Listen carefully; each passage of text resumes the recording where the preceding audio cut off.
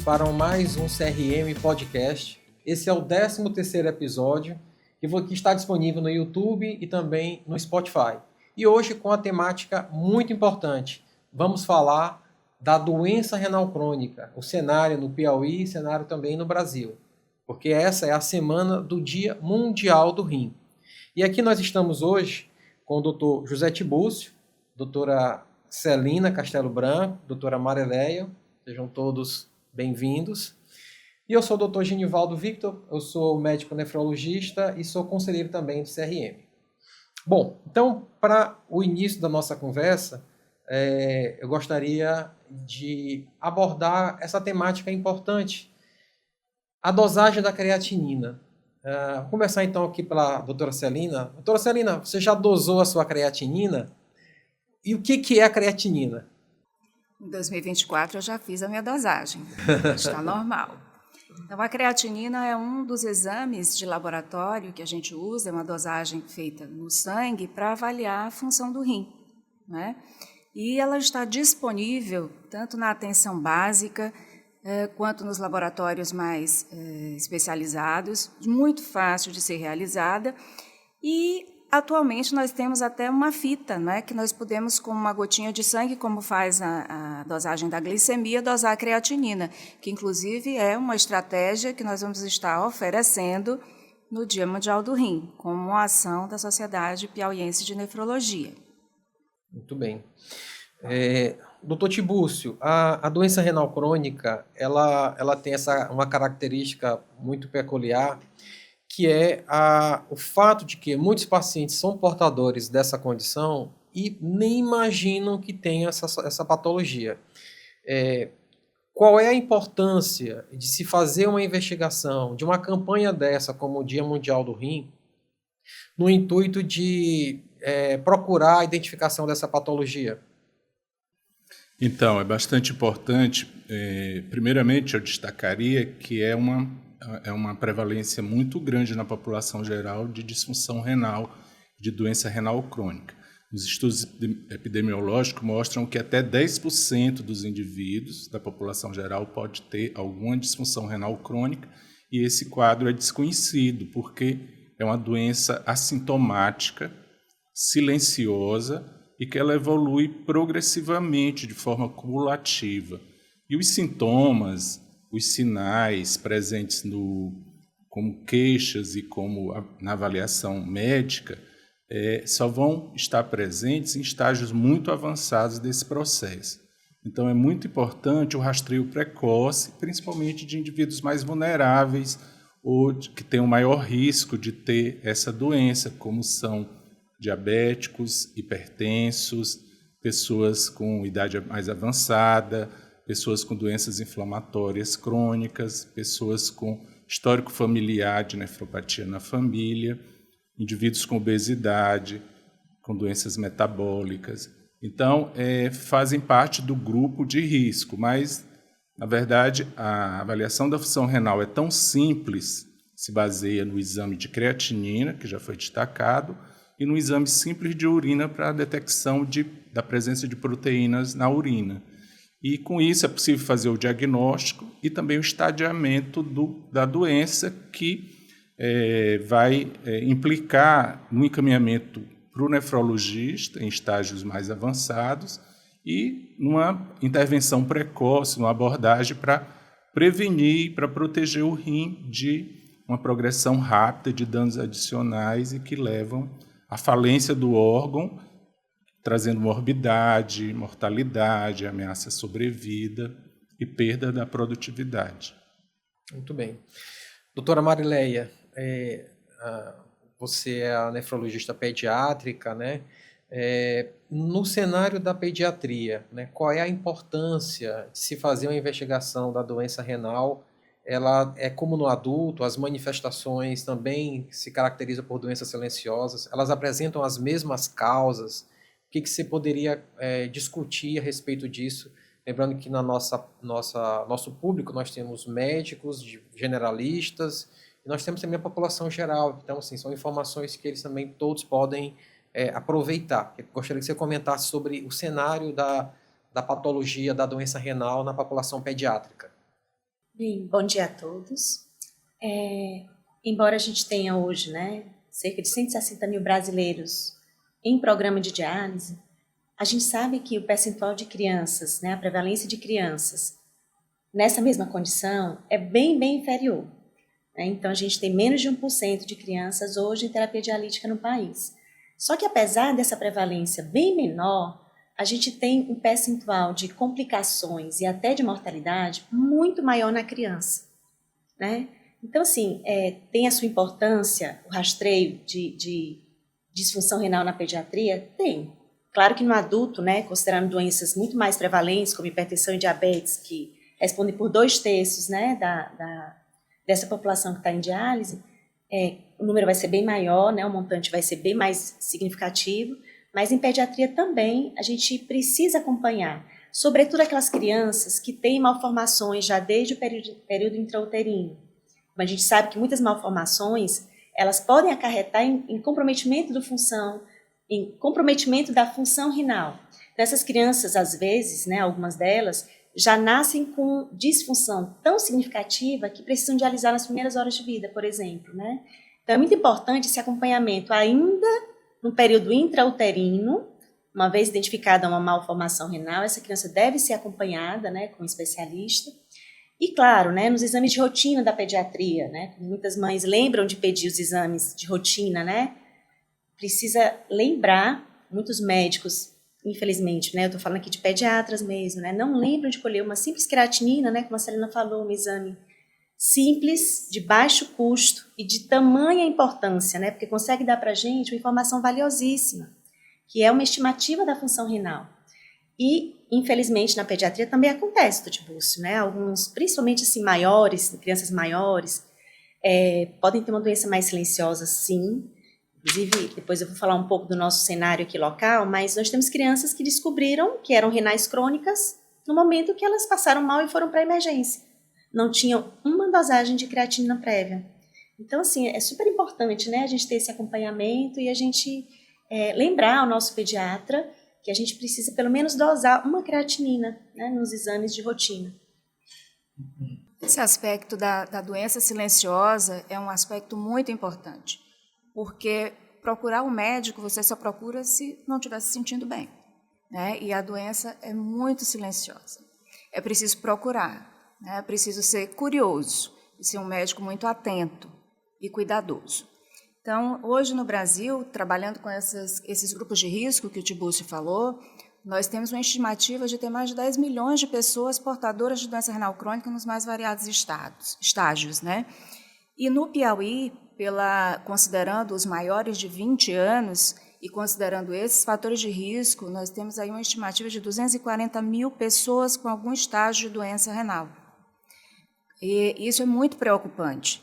Hoje nós temos 3 mil pacientes fazendo diálise no estado do Piauí, mas com tamanho potencial de adoecimento, é preciso que a gente se preocupe em desenvolver estratégias de prevenção, de retardo de progressão da doença.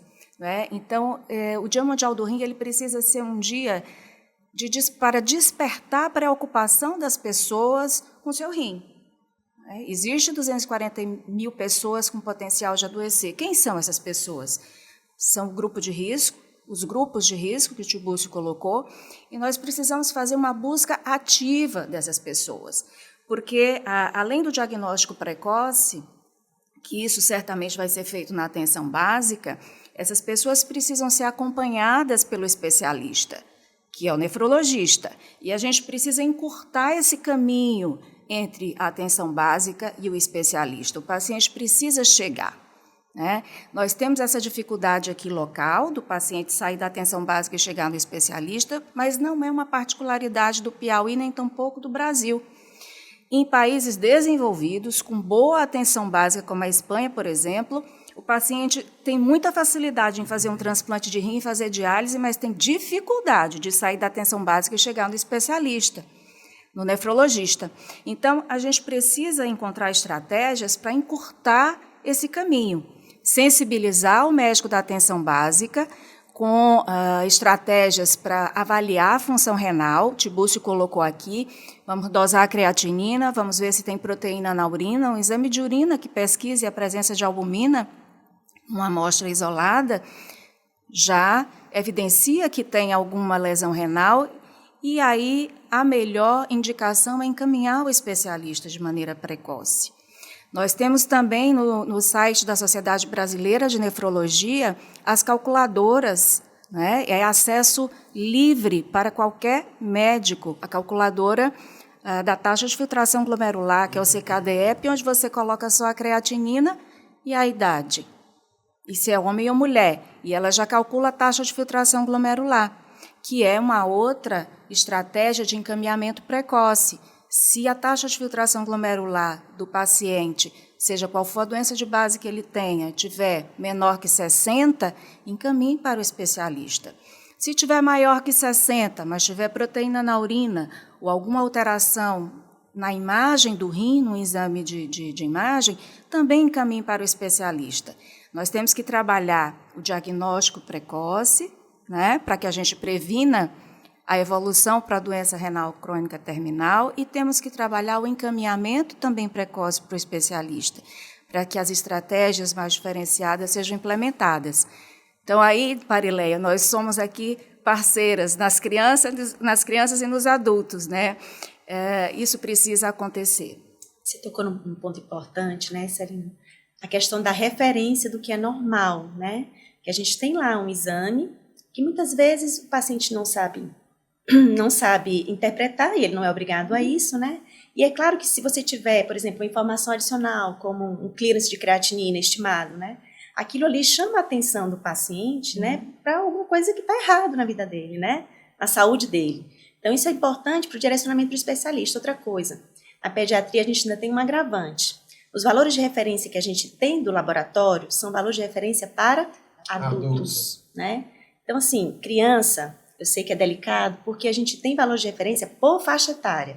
Então, por exemplo, prematura, até por idade gestacional, a gente leva em conta, né? Mas, assim, é importante que a gente tenha pelo menos o norte, em termos de valores de referência, né? Então, seria interessante se, por exemplo, a gente tivesse valores diferenciados para criança. Para pelo menos ter uma alerta, assim, né? De que alguma coisa está errada, e ali aqueles pais já vão, né? Porque muitas vezes você vê um valor de referência dentro da normalidade, mas que é uma normalidade para adulto, aquela criança já pode ter comprometimento de função renal, né? Perfeito. Então, eu ressaltaria que, além da própria população, os próprios profissionais de saúde estejam mais familiarizados nessa avaliação, nessa investigação, que, como foi falado, é bem fácil ser feita. Através da creatinina, a estimativa da taxa de filtração glomerular, que é o melhor dado que mostra como está o funcionamento renal, é feito através de aplicativos, de calculadoras, muito de forma simples, onde já dá uma ideia de qual o percentual de comprometimento da função renal. E isso chama atenção para o encaminhamento para o especialista de forma adequada, e há muito que ser feito nesse tratamento que preserva a função renal residual, ou seja, há muitas medidas. O manejo atual da doença renal crônica tem tido muito avanço e muito progresso, e é possível lentificar essa velocidade de perda de função renal e diminuir as morbidades, as complicações que fazem com que o paciente não corra risco de vida, não tenha um planejamento terapêutico mais adequado, que oportunamente ele possa iniciar a terapia renal substitutiva ou realizar o transplante de forma sem transtorno e sem emergência, que acabam prejudicando o prognóstico desse enfermo. Tibúrcio, em cima disso, a gente acaba recebendo muitos casos, assim, até por nossa vivência aí de hospital,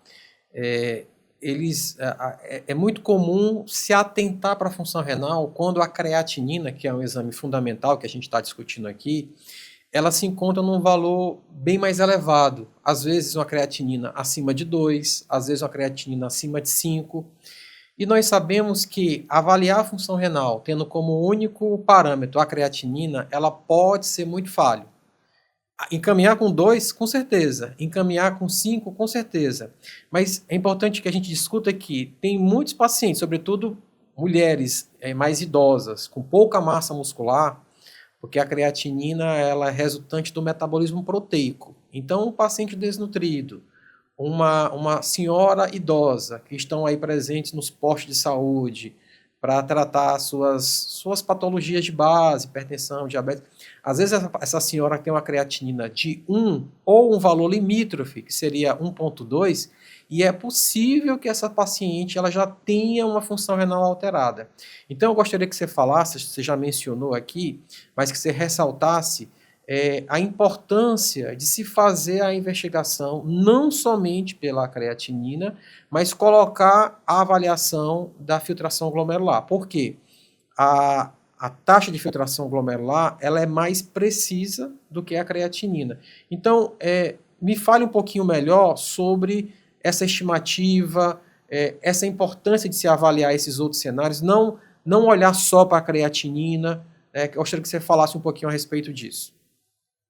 Então, a partir da creatinina é possível avaliar a taxa de filtração glomerular estimada, que pode ser feito de 2 formas, com a coleta da urina de 24 horas ou através dessa mesma dosagem, uma estimativa rápida, ágil, onde você avalia como está essa velocidade de processamento do rim. Então, eu digo até para alunos ou pacientes que é como se fosse o velocímetro do rim, a taxa de filtração glomerular. Então, a gente identifica que a velocidade de processamento, a velocidade da função, ou seja, o desempenho da função renal, através da taxa de filtração glomerular e do clearance de creatinina, a gente avalia que há uma redução desse processo e isso denuncia que há um comprometimento funcional. Então, é muito importante pensar além da dosagem isolada da creatinina, mas interpretá-la e identificar essa questão da massa muscular, da idade, do gênero, que são importantes porque a dosagem absoluta ela pode subdiagnosticar casos em que haja comprometimento de massa muscular ou pessoas com idade mais avançada que poderiam estar com o nível aparentemente normal, sendo que a função renal já está comprometida. E é importante a gente fazer esse diagnóstico precoce exatamente por isso, porque é possível atenuar essa progressão através de medidas dietéticas, farmacológicas, muitas vezes de retirar medicamentos que estão produzindo efeitos tóxicos ou acelerando essa perda de função renal, né? Então, isso tudo é possível ser avaliado pelo clínico geral na atenção básica, mas que pode ser reforçado pela consulta oportuna com o especialista para que uma avaliação mais global, mais complexa da etiologia e dos fatores que aceleram a progressão sejam avaliados e sejam elaborados programas terapêuticos de retardar essa progressão para que não tenha impacto na saúde, na morbidade e na aceleração para a falência renal. E aí, outro exame também importantíssimo, né, é o sumário de urina simples, né, que a gente consegue detectar a presença de proteína na urina, especialmente a albumina, né, e tanto pode ser causa, né, tá associada com um paciente que já tem uma doença grave, avançada, quanto pode ser fator de risco para a progressão de doença, né. Então, no exame simples como um sumário de urina, que a gente consegue detectar essa proteína, a gente consegue fazer intervenções, como, por exemplo, existem algumas medicações que a gente pode utilizar para que a gente reduza essa filtração de proteína e, com isso, a gente retarde a progressão de doença, por exemplo, né? Então, são exames simples, né? Uma creatinina, um sumário de urina. Qualquer médico, qualquer pediatra, né? Qualquer médico clínico, qualquer pediatra pode pedir esses exames que, com certeza, vão ajudar muito no diagnóstico, no rastreio de doenças renais, sobretudo em fases iniciais, que a gente sabe que é quando a gente pode fazer intervenções com maior chance de sucesso, né? Se a gente tivesse que fazer um kit kit rim, kit proteção renal, para jogar esse kit lá na atenção básica. Vamos colocar aqui nesse kit creatinina sérica, ureia sérica, sumário de urina, para ver se tem proteína, se tem hematúria, glomerular, cilindro hemático. Fazer uma relação de albumina, creatinina na urina já é um charme, mas dá para fazer, né? Ultrassom de rim, taxa de filtração glomerular, que você pode jogar na calculadora ou pode pegar a tabelinha, que hoje já tem as tabelinhas, que nem da pediatria, né? De crescimento, peso, altura. Tem a tabelinha lá do CKD-EP para o homem e para a mulher. Eu acho que a gente tem que distribuir essa calculadora na atenção básica, viu, doutor Genivaldo? SBN Piauí tem que fazer isso, para facilitar, que não tem nem que entrar no site, né? Distribui a tabelinha, não é? Mas é tão acessível também, né? Não é? Todo mundo com o celular na mão hoje em dia, né? Com Bom, internet, então... Mas não tem o mais caderninho simples. da criança lá com a tabelinha? Vamos distribuir a tabelinha. Então, se fizer uma creatinina, uma ureia, um sumário de urina, se for um hipertenso diabético, fizer a pesquisa da relação albumina-creatinina, show. Taxa de filtração glomerular na tabelinha ou na calculadora, né, que fica mais fácil. E ultrassom de rim, o rim já vai ficar feliz, né? Você já vai estar avaliando muito bem seu paciente que tem um fator de risco para desenvolver doença renal crônica. Você quer botar mais alguma coisa no kit, doutor Genivaldo? Não, ressaltar, acho que assim, está perfeito isso, acho que até olhando ali diretamente para a câmera, a mensagem é: dosou creatinina, automaticamente calcula o CKD-EPI, como já foi mencionado aqui. Então, coloca lá, dá um Google que você vai colocar CKD-EPI, e você coloca o valor da creatinina e você vai ter a ideia da filtração glomerular. Então, com esse kit aqui que a doutora Celina está mencionando, você rastreia, eu diria que quase 90% de todas as patologias renais, alguma outra que vai escapar. Mas, voltando aqui nessa investigação, qual é o paciente, doutor Tibúrcio, que vai mais se beneficiar dessa investigação renal? Assim, a pessoa jovem, que não tem histórico nenhum, não tem nenhuma patologia de base, é importante fazer essa avaliação, até como uma estratégia de rotina, mas que é um paciente que vai mais se beneficiar, que é obrigatório ter. Então, se algum dos nossos espectadores estiver vendo isso, qual é a mensagem que a gente precisa passar? Quem é a pessoa que tem que obrigatoriamente ter uma avaliação de função renal? Então, a gente até comentou, de maneira geral, diabéticos, 30% dos pacientes com diabetes, seja o diabetes do tipo 1 ou do tipo 2, já precisam da avaliação da função renal no momento do diagnóstico e, no caso do diabético do tipo 2, anualmente isso deve ser refeito, deve ser reavaliado para conferir se os rins estão ok, se a função renal está adequada. Diabéticos é o primeiro grupo. O segundo grupo são os hipertensos, especialmente os hipertensos de difícil controle, hipertensos de longa duração. Hipertensos, a gente sabe que é 20% a 25% da população geral, então é um grupo muito grande. No Brasil, é a primeira causa, inclusive, de doença renal crônica que evolui para a necessidade de diálise e transplante. O terceiro grupo seriam doenças hereditárias, que inclui doença renal policística do adulto, inclui síndrome de Alport e outras doenças mais raras. Ou seja, se existe um histórico familiar de doença renal, é necessário que as pessoas estejam atentas para fazer esse exame em algum momento, em algum check-up, e conferir se os rins estão ok. O quarto grupo seriam doenças inflamatórias que afetam o rim através de doenças sistêmicas, como doenças autoimunes, o lúpus, vasculites e outras doenças. E o quinto seriam doenças oncológicas também, doenças cardiovasculares. Então, todo paciente portador de doença cardiovascular avançada, a chamada síndrome cardiorrenal, deve ser avaliado nesse contexto, porque o rim está muito conectado com o sistema cardiovascular. É através do rim que é regulado a pressão arterial, que é regulada a volemia, que é regulada a resistência vascular periférica. Então, essa conexão rim e coração é muito presente. Então, todos os pacientes com doença cardíaca severa também precisam ser avaliados para a função renal. Bom, a disfunção renal, só para destacar também um outro aspecto, os pacientes, de uma maneira geral, os profissionais de saúde, pensam assim, há uma disfunção renal e que isso pode levar à falência renal em estágios mais avançados, à necessidade de diálise e transplante. Isso é um fato, mas a gente deve lembrar que a própria disfunção renal é um fator de risco cardiovascular tão forte e independente que a maioria dos doentes, na verdade, nem chegarão a estágios de diálise. Eles vão ter um evento cardiovascular precoce que pode culminar numa morbidade ou no falecimento precoce.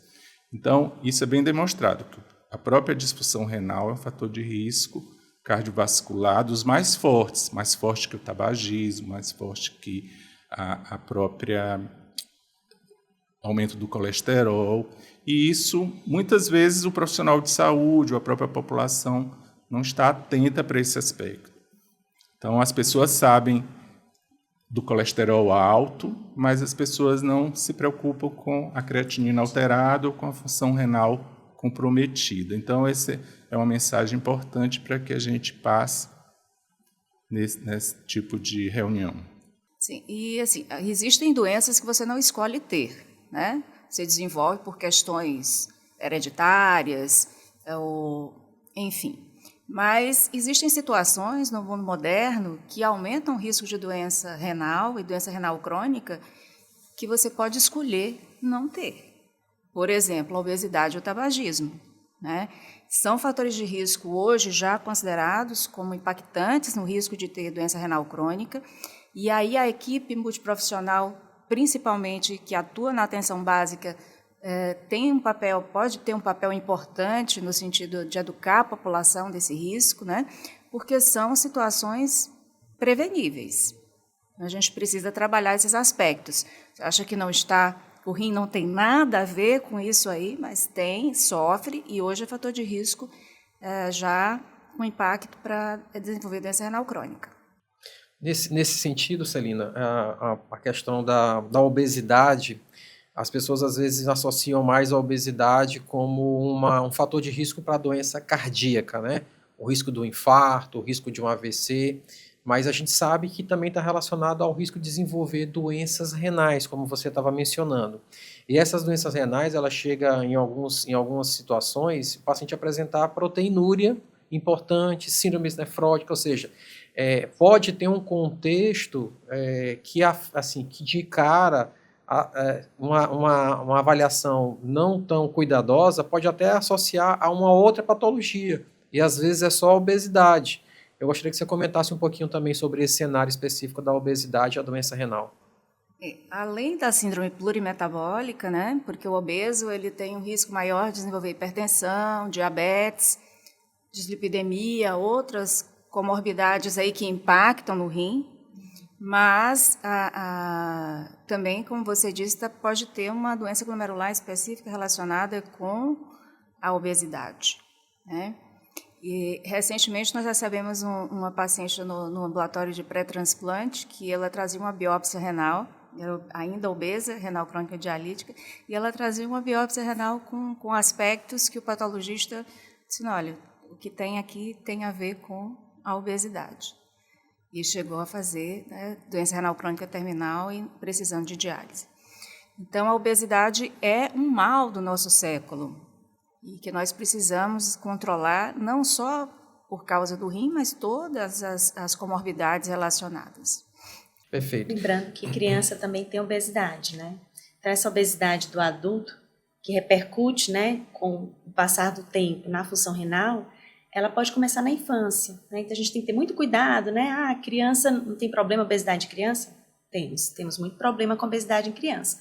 Não só por questões cardiovasculares, né, no adulto jovem, mas que a longo prazo a persistência desse hábito ruim, né, dessa situação delicada, pode levar realmente a comprometimento de função, né? Então a gente tem que ter um olhar especial para a obesidade já na infância, né? Que a gente sabe que está aumentando, né? O número de obesos na pediatria, na infância está aumentando gradativamente. Doutora Marilene, a doutora Celina abordou aqui a questão das doenças hereditárias, né? E quando a gente fala de doença hereditária, a gente também associa como a possibilidade de manifestação de doenças renais também na infância. Gostaria que você abordasse esse aspecto, né, da importância de se correlacionar na investigação à questão hereditária. Muitas vezes, não necessariamente há o envolvimento só da pediatria, mas o quão importante é saber se alguém na família tem histórico de doenças renais para que isso também tenha como reflexo a investigação renal naquela pessoa. Sim, muito importante a gente saber a situação, a condição renal, né, dos pais, de familiares próximos. A gente sabe que hoje nós temos doenças que claramente têm associação com hereditariedade, como, por exemplo, litíase renal, né, ou mesmo outras malformações de trato urinário. E, além disso, eu queria chamar a atenção, Genivaldo, para uma questão das doenças genéticas, né, que hoje tem um peso bem importante mesmo, né. A gente sabe que no adulto esse percentual é em torno de 10% a 20%, mas na pediatria pode chegar a 50%, né, das causas, inclusive, que levam à doença renal crônica dialítica. E que algumas dessas doenças, né, que são doenças raras, obviamente, mas que algumas dessas doenças elas têm tratamento. Então, daí a gente tem um peso a mais no diagnóstico precoce, sabendo que pode fazer diferença na vida daquela criança, né? Não é a nossa realidade hoje, né, de Brasil, né, e talvez até de mundo mesmo, porque a gente sabe que são medicações de um elevado custo, né, assim, elevadíssimo custo, mas que podem chegar às pessoas que precisam, desde que seja feito um diagnóstico apropriado, um diagnóstico adequado, né? Perfeito. Existe ainda, só comentando, a questão do aconselhamento genético, né? Nesses casos que não tem custo, mas uma vez que o diagnóstico naquela família é estabelecido e o alto risco de transmissão dessas doenças, o aconselhamento genético se impõe. Então, é sempre importante. Eu acho que no Nordeste, no Piauí, inclusive, a gente tem situações de constatar essa situação, onde famílias assim, casamentos consanguíneos, né? e cidades mais isoladas têm uma alta prevalência dessas doenças hereditárias. Então, a gente tem isso na doença de Fabry, na deficiência de Elicate, que tem um grupo grande aqui no Piauí, no sul do estado. Hiperalçalúria também primária, a gente tem famílias com diagnóstico da doença. Então, outras doenças sobressaem nessa região do sul. Além da questão da consanguinidade, também tem a questão do isolamento social. Né? Então, são grupos familiares que se isolaram, né, historicamente ao longo de anos e foram tendo o desenvolvimento ali de famílias a partir de uma relação, mutação por grupos muito próximos. Então, aquilo ali foi propiciando isso. Aqui no Piauí, temos cidades, regiões aqui do sul do estado que têm uma das mais altas prevalências de doença renal crônica do Brasil, né? Possivelmente esteja relacionado a esse aspecto. Então, nefrocalcinose também, né? A deficiência de alicate. Agora mesmo fiz um levantamento para uma pesquisa da USP, e aqui tem uns 10 casos que já estão registrados, assim, de uma doença rara para uma mesma região cidades muito próximas, né? Então chama a atenção realmente esse contexto. Em crianças, em pediatria, a gente também tem um impacto da prematuridade, né, no risco de doença renal crônica futura, né? Isso é algo que já está bem também documentado. E nem precisa ser prematuro, né? Basta que ele tenha baixo peso ao nascer, que seria o peso abaixo de 2,5 kg. Então essa criança ela já tem uma massa renal reduzida e por isso já há fatores de risco para doenças cardiovasculares e insuficiência renal a posteriori, né? Então é uma criança que a gente tem que ter um olhar todo especial, porque também não é saudável para uma criança ela ganhar peso muito rápido.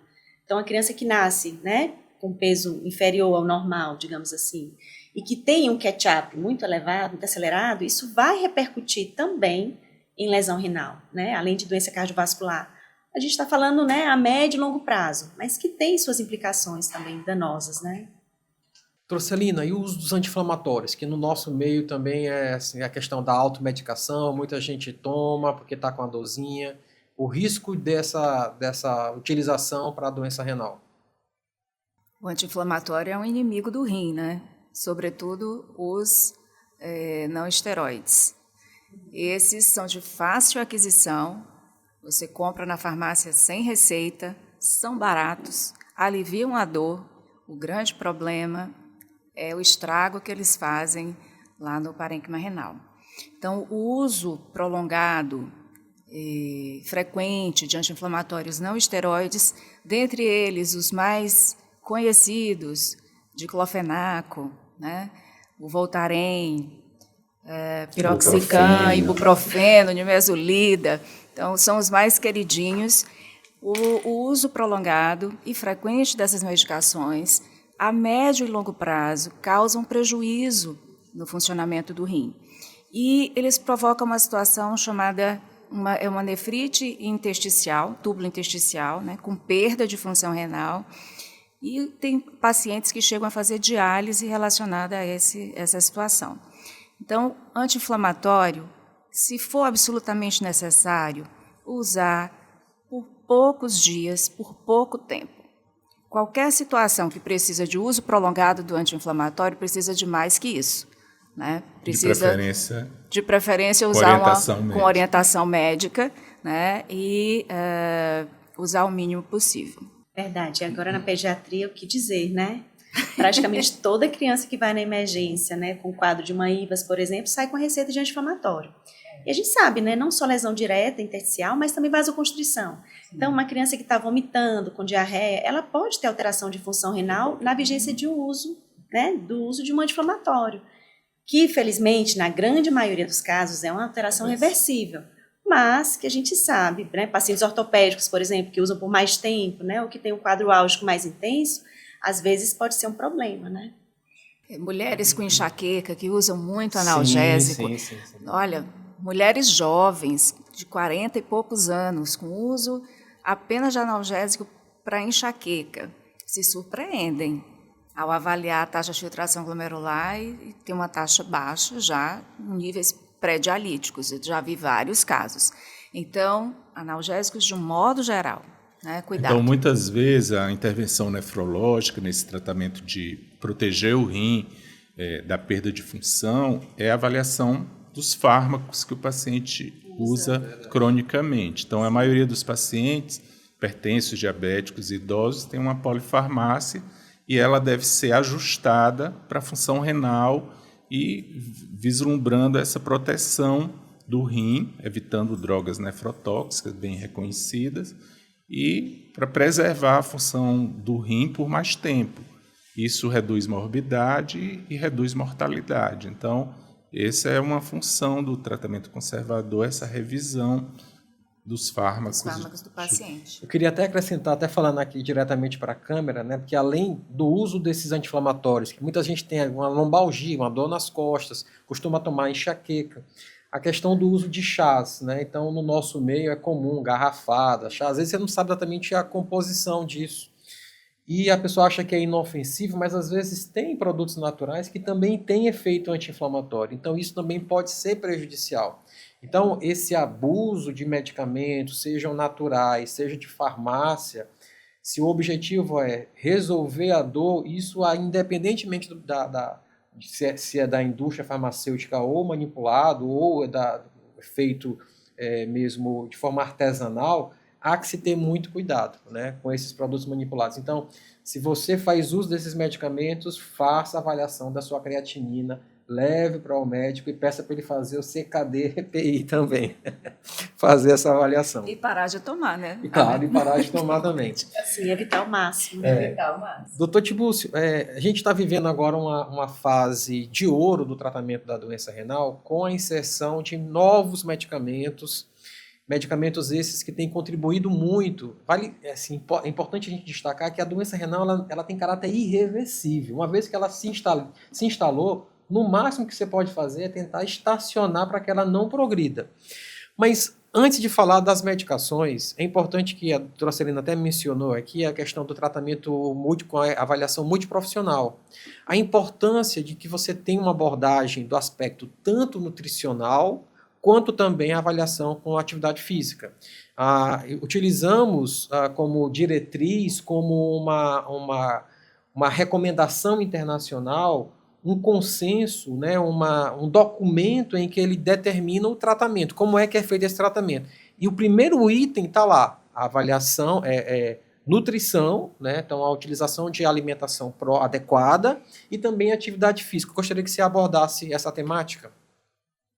Então, esse é um aspecto importante da terapêutica, do tratamento conservador, que é evitar o excesso de proteínas que são exatamente os produtores das chamadas toxinas urêmicas, né? Então, o metabolismo dessas proteínas de baixo valor biológico, elas acabam gerando muitas substâncias no organismo que precisam do rim para serem eliminadas. Então, essa sobrecarga do rim, quando ele está doente, leva a um desgaste maior e uma progressão mais rápida da função renal, que acaba levando à falência com um intervalo menor. Então, é importante a gente tentar, nessa tentativa de estacionar a progressão da doença renal, de reduzir a carga dessas proteínas de baixo valor biológico por conta desse aspecto. Então, são proteínas de origem animal, principalmente carne vermelha, né, feijão, e alimentos ultraprocessados, industrializados, que devem ser evitados nesse contexto, né? O outro aspecto é a correção da hiperglicemia, no caso do paciente com diabetes, onde a gente também tem que estar otimizado essa terapia para reduzir essa progressão. A redução do consumo de sódio, do sal, né, que também acelera tanto a hipertensão como a sobrecarga do rim, é também importante. Enfim, em linhas gerais, esse é o aspecto da proteção do tratamento nutricional. Não deixar o paciente desnutrir, mas também evitar essa sobrecarga inadequada desses alimentos, que, na verdade, são alimentos que deveriam... É um padrão dietético que deveria ser adotado pela população geral, porque é uma dieta mais saudável, na verdade. Principalmente, né? Esses ultraprocessados, né? Como você falou, né? E além disso, também, a gente muitas vezes orienta os pacientes a respeito de restrição de potássio, quando é o caso, e muitas vezes a fonte de uma dieta com mais potássio são esses ultraprocessados, né? Então é importante também fazer essa ressalva e evitar o uso de produtos industrializados com essa característica. Com relação ao exercício que você comentou, o sedentarismo deve ser evitado como uma promoção de saúde geral, né? E uma proteção cardiovascular é também importante, como também evitar o tabagismo. São medidas de promoção de saúde que, na verdade, já deveriam começar na atenção primária, né? E que no tratamento conservador isso precisa ser reforçado. Perfeito. Já entrando aqui na reta final aqui do nosso podcast, doutora Celina, nós temos no Piauí já hoje no Brasil são cerca de 160 mil pacientes que fazem hemodiálise, aqui no Piauí próximo de 3 mil esse número.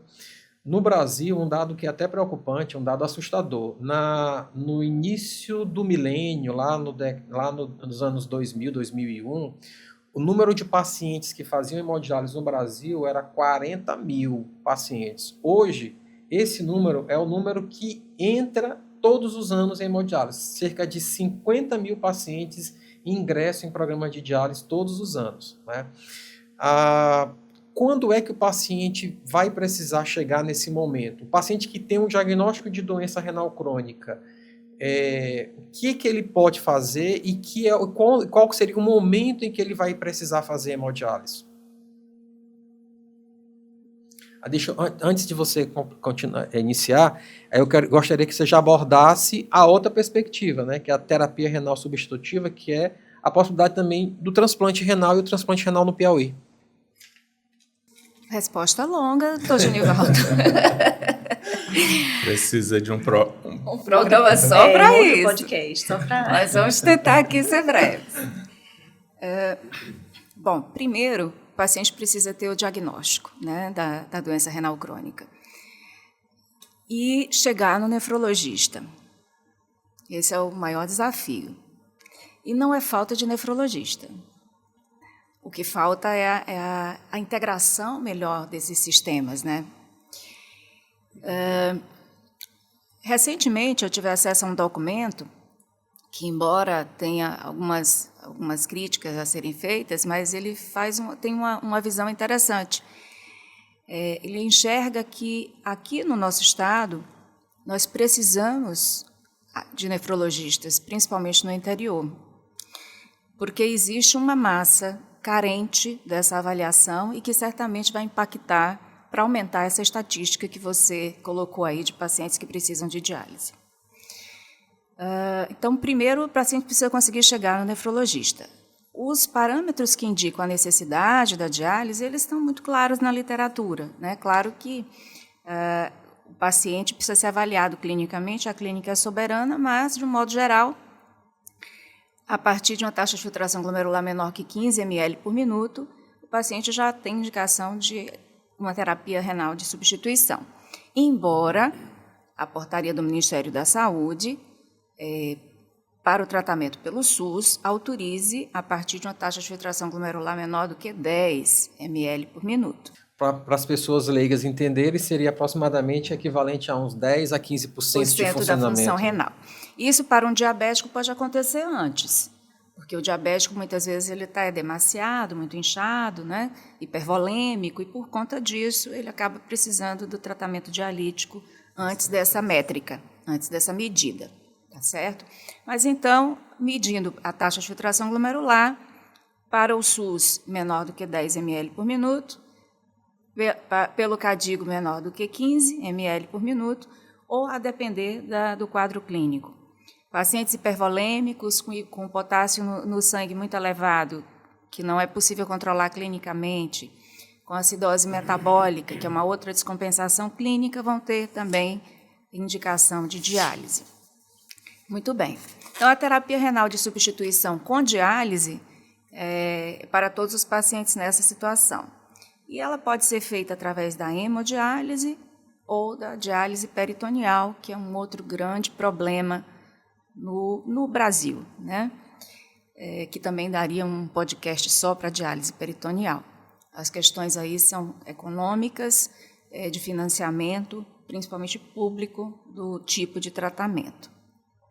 E o paciente que vai para o transplante renal, que é a outra forma de substituição do rim, ele pode ir para o transplante sem ir para a diálise. Ele pode fazer um transplante renal pré-empitivo, né?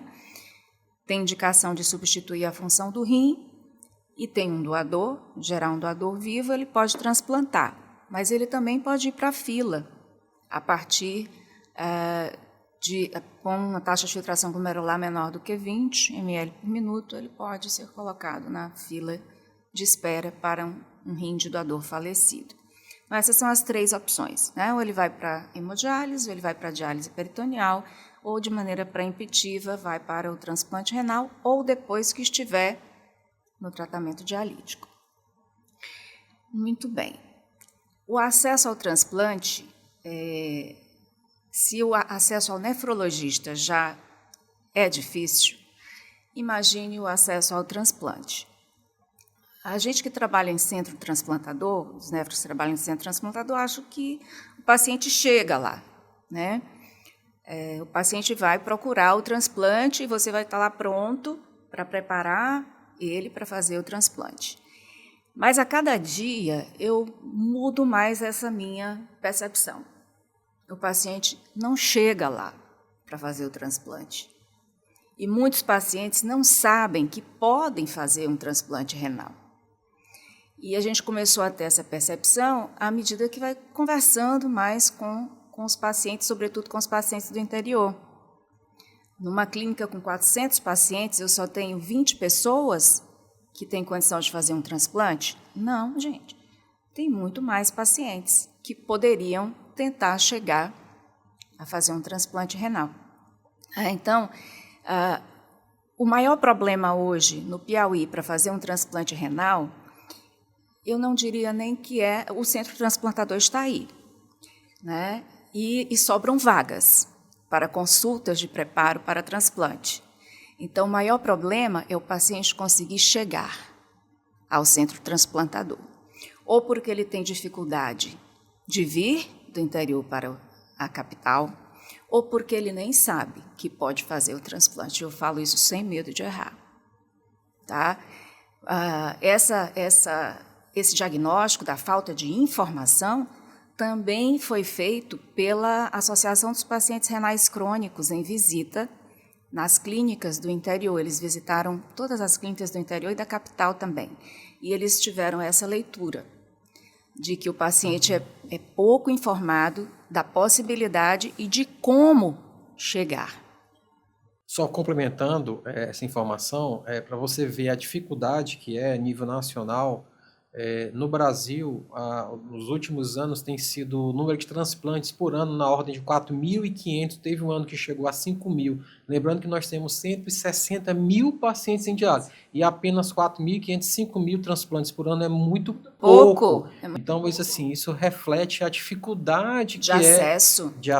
Muito mais que isso estaria elegível, né, para fazer um transplante. A possibilidade de alguém poder doar para um ente ali, um parente, mesmo que não tenha ali um vínculo familiar específico, no caso ali que não seja irmão, quer dizer, pode ser o cônjuge que pode doar, né? Sim. Então, hoje as consultas para o ambulatório de pré-transplante, elas já estão reguladas, elas estão no Regula Piauí, tá? São ofertadas, que foi uma pactuação com o Ministério Público que isso passasse a ser feito, né? E não só através de procura direta ao Hospital Getúlio Vargas, mas nós não percebemos mudança na procura. Nós precisamos trabalhar a informação.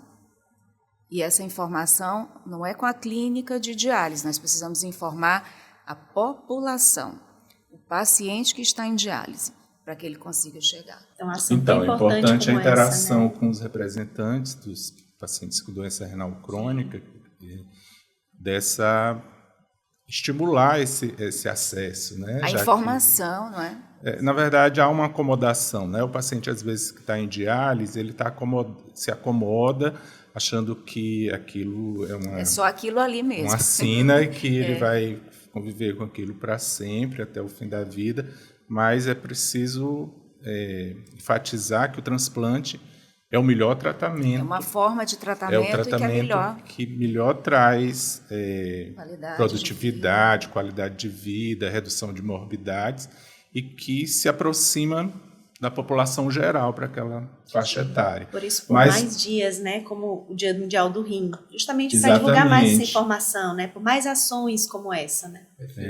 Agora, eu destacaria até antes do transplante que a doença renal é subdiagnosticada no nosso meio. A gente está abaixo da média nacional de pacientes por milhão de habitantes de prevalência, né? Então a gente está quase a metade dessa média nacional, e isso reflete assim, a gente que trabalha no hospital vê que os pacientes descobrem a doença renal já numa situação de emergência ou de risco, de ameaça à sobrevida, ou seja, ele já chega porque ele teve um evento cardiovascular, porque ele infartou, porque ele teve uma arritmia, ou porque ele teve um edema pulmonar, ou porque ele já está com sintoma de uremia avançado. E isso nos deixa triste, porque é uma doença de fácil de diagnóstico. O diagnóstico é simples, como já foi comentado, né? Esses exames já alertavam essa doença no passado, que são doenças que progridem lentamente, e isso poderia ter dado acesso ao paciente a um planejamento terapêutico e evitaria que ele tivesse uma ameaça à vida nesse contexto, onde ele já está internado, precisando de um acesso vascular provisório ou a ida para a unidade de terapia intensiva, que é totalmente desnecessário quando o diagnóstico precoce é feito e o tratamento conservador é utilizado. Complementando essa informação, toda a cadeia de atendimento no Sistema Único de Saúde para pacientes com doença renal deveria evitar que o paciente chegasse em um estágio avançado de doença renal, já precisando dialisar, sem ter passado em nenhum momento do seu tratamento, da sua evolução, por uma avaliação de um nefrologista. Para vocês terem ideia, no ano de 2024, 190 pacientes foram transferidos do HUT para a clínica de hemodiálise, ou seja, pacientes que já eram terminais. Se a gente imaginar que, considerando a estatística nacional, Deve ter, a gente vai estar aguardando consolidar esses dados, mas aproximadamente 1.000 pacientes no Piauí devem ter entrado perto disso, entrado em programa de diálise nos últimos anos, nos últimos 2 anos. Então, isso representa 20%. 20% de pacientes que entraram em hemodiálise nunca tiveram uma avaliação de um médico nefrologista em uma determinada etapa da sua evolução. Isso é muito preocupante. Então, isso coincide exatamente com essa sua informação. É muito subdiagnosticado. Bom, chegamos então a mais um fim de mais um podcast do CRM Piauí Podcast. Então foi uma honra contar aqui com a presença da doutora Celina, do doutor Tibúrcio, da doutora Marileia, discutindo esse tema tão importante e como já foi discutido aqui, em que é muito subdiagnosticado a doença renal. Sobretudo na semana importante, que é a Semana do Dia Mundial do Rim, que acontece nesse dia 13 de março. Então, se você está vendo isso antes dessa data, acompanhe as redes sociais da SBN Piauí com as ações que acontecerão em todo o Piauí. Então, meu muito obrigado e acompanhe os próximos episódios do CRM Piauí Podcast.